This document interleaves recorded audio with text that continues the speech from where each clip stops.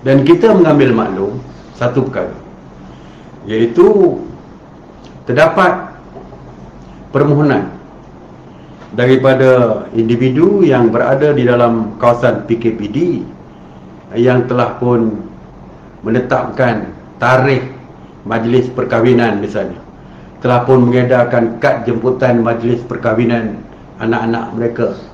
Jadi mereka merayu supaya diteruskan sebab kad sudah diedarkan dan tidak boleh lagi dibatalkan kerana tentu saja akan menyebabkan kerugian bagi pihak mereka.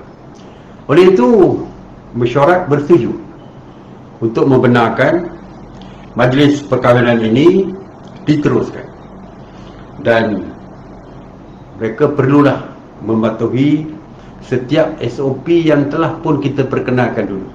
Sebagai contoh, penjarakan sosial, mengambil suhu dia apabila masuk ke tempat tersebut, mengisi nama. SOP itu perlu dipatuhi. Begitu juga dengan mengambil makanan, misalnya sama ada berbungkus ataupun disediakan buffet tetapi dibantu oleh pramusaji untuk diletakkan di dalam pinggan makanan masing-masing. Ini SOP lama, antara SOP lama. Cuma mesyuarat bersetuju supaya ditambahkan lagi dari segi peraturan, iaitu perlu ada pengawasan dari segi pematuhan SOP yang ditetapkan. Kebimbangan kita adalah di dalam kawasan PKPD bersyarat ini, walaupun kadar kesnya jauh lebih tinggi daripada kawasan-kawasan yang tidak dikenakan PKPD ini, KDB. Jadi kita nak pastikan supaya tiada pelanggaran SOP sewaktu majlis perkahwinan tersebut. Jadi kita bercadangkan supaya ada pengawasan.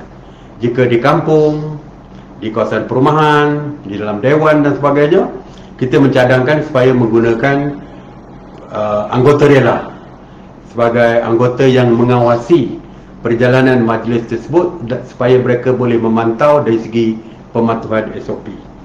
Jadi bagi kita tetapkan cadangan kita, bagi majlis yang kurang daripada 100 orang dalam satu masa, 2 anggota rela kita kira mencukupi. Kalau 100 hingga 300, 3 anggota rela, dan begitulah seterusnya. Dan kehadiran rela adalah untuk memastikan tidak mengganggu, bukan bertujuan untuk mengganggu apa-apa majlis, tetapi memastikan pematuhan dilakukan oleh penganjur majlis tersebut. Dan jika ianya dianjurkan di hotel di dalam kawasan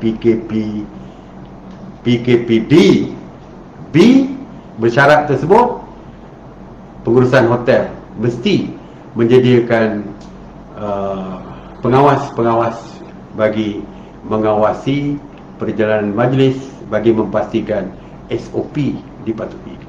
Itu saja.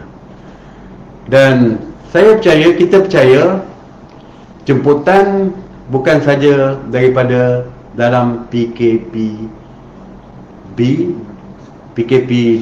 bersyarat ini. Sebagai contoh, mungkin Kelang misalnya, mungkin Kelang. Kalau jemputan di dalam mungkin Kelang, senang, tidak ada isu.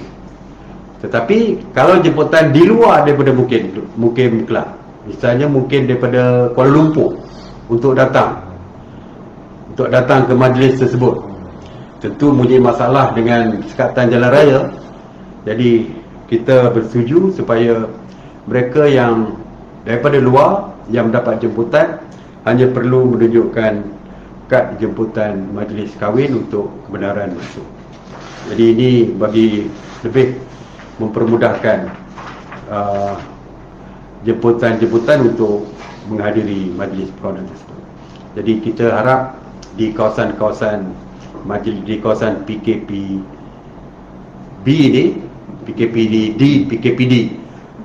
bersyarat, diperketatkan dan bersyarat ini, kalau boleh cuba mesti mematuhi SOP, dan kalau boleh kurangkan jangka masa program, kalau boleh kurangkan, pendekkan jangka masa majlis yang diadakan.